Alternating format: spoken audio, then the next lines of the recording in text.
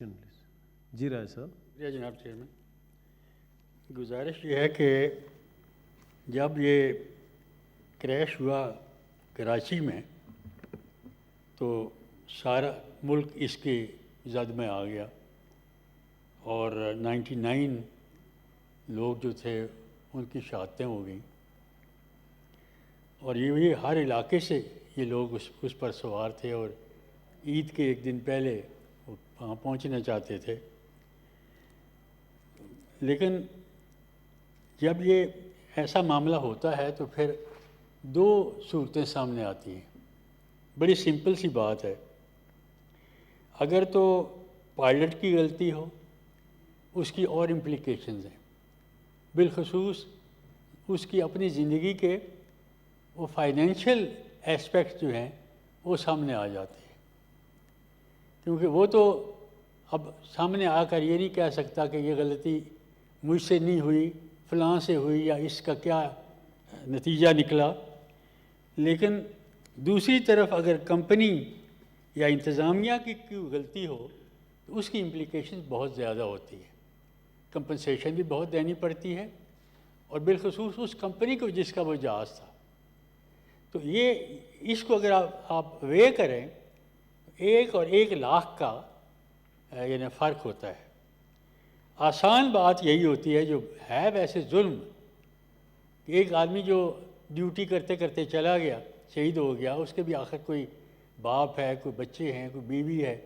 وہ خود اس کی ذات بھی ہے. اس چیز کا بھی خیال رکھا جانا چاہیے، لیکن وہ نہ صحیح. لیکن اکثر یہ دیکھا گیا ہے کہ کوشش یہی ہوتی ہے کہ کسی طریقے سے یہ ڈالا جائے پائلٹ کے اوپر، اور اس سے پھر کمپنی بھی خوش ہو جاتی ہے، وہ پھر مراعات بھی دینے کو تیار ہو جاتی ہے، پھر کوآپریٹ بھی کرتی ہے. اور اگر پائلٹ کو اگر آپ چھوڑ دیں یا انصاف پر جانا چاہیں تو دونوں چیزوں میں سے پھر جو آپ مقرر کرتے ہیں انویسٹیگیشن کے لیے، وہ ایک انڈیپینڈنٹ ادارہ ہونا چاہیے جو یہ دیکھ سکے کہ کیا اصل حقائق کیا تھے. اس معاملے میں نے خود یہ محسوس کیا، اور جس کسی سے بات ہوئی انہوں نے یہی کہا کہ پہلے دن سے، پہلی فرصت میں ہی رخ اس کو وہ دیا گیا کہ پائلٹ کی غلطی ہے، اور بار بار جہاز آتا ہے اور وہ لینڈ کرتا ہے اور اس کے گیئر نہیں کھلے ہوئے، اور وہ کہتے ہیں جی جب ایک دفعہ رگڑ اس نے کھا لی تھی تو پھر دوبارہ کیوں گیا. اور جو کنٹرول ٹاور میں بیٹھا ہوا تھا افسر، اس کو انہوں نے پہلے دن ہی گرفتار کر لیا. کس لیے؟ کہ وہ وہی بیان دے جو ہم اسے کہیں گے، کیونکہ اور تو کوئی آدمی اس میں ملوث ہی نہیں تھا. اور اس کو گرفتار کر لیا گیا، اور اس کے بعد پھر اس نے بیان دیا کہ میں اس کو یہ کہتا تھا اور وہ میری بات اس نے نہیں مانی. یہ کہنے کے بعد پھر معاملہ ٹھنڈا پڑ گیا. اور یہ ایک عجیب صورت ہو گئی ہے کہ فوجداری کسی کے خلاف مقدمہ ہو، یا کوئی جیسے یہ باہر سے کوئی خاتون آئی ہوئی تھی تو اس نے محترمہ بے نظیر بھٹو شہید کے بارے میں بھی بات کی اور منسٹرز کے اور پرائم منسٹر کے بھی بارے میں بات کی، تو وہ میڈیا نے اس کو اٹھا لیا اور ایسا اس کو رخ دیا کہ آدمی شرمندہ ہو جاتا ہے. اسی طریقے سے اس معاملے میں بھی پہلے لمحے یہ محسوس ہونا شروع ہو گیا تھا کہ اس کو یہی رخ دیا جا رہا ہے کہ یہ پائلٹ کی غلطی ہے، اور اس سے بچت بھی ہو جاتی مالی طور پر بھی، اور وہ تو گیا اور مر گیا، لیکن اس کمپنی سے تو آپ کے معاملات ابھی باقی ہیں، اس کو آپ نے کیا کرنا ہے. وہ تو اس میں تو نہ منسٹر ایوییشن، جن کو میں بڑے طویل عرصے سے جانتا ہوں اینڈ آئی ریسپیکٹ ہم، وہ وہاں جا کر کہتے ہیں کہ ہم صاف جو ہوگی کریں گے. انہوں نے تو نہیں نہ کرنا، جو آپ نے کمیٹی بنائی ہے اس نے کرنا ہے،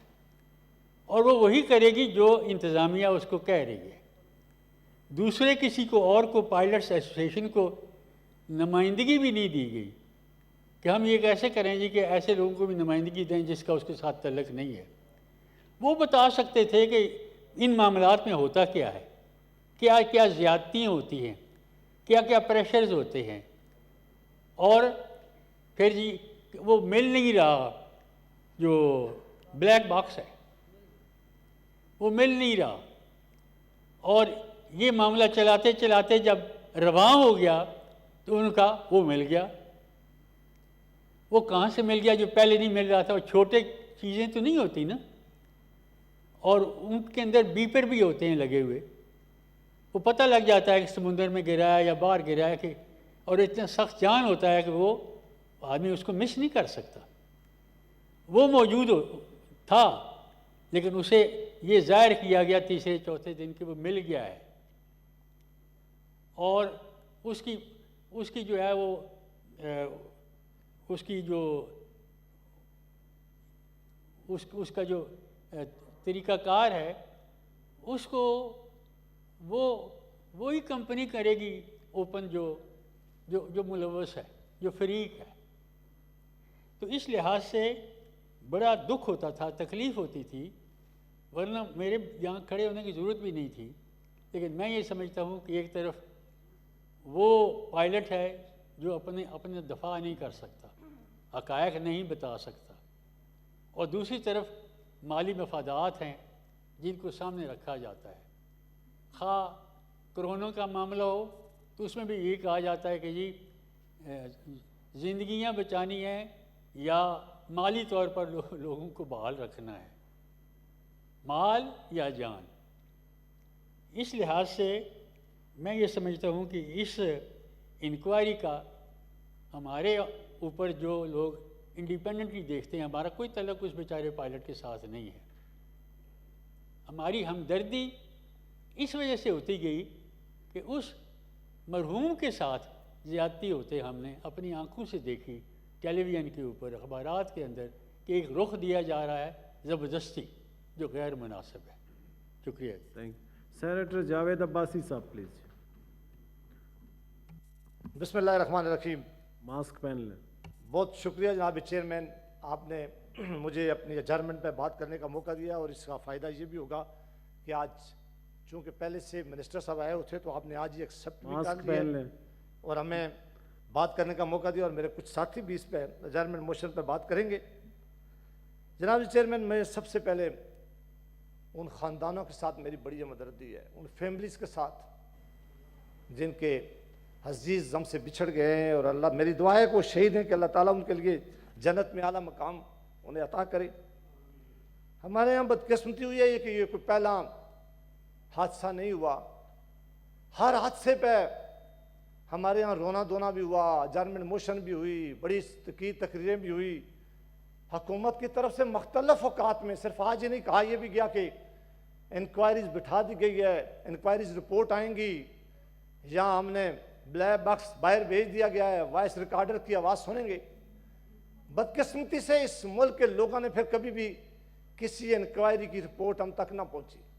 اور یہ صرف ان حادثوں کی نہیں، اس ملک میں جتنی بھی انکوائریز آج تک بنائی گئی ہیں، جتنی بھی انکوائریز کے آرڈر ہو گئے، وہ پھر کسی فائل میں ہی گم ہو جاتی ہے۔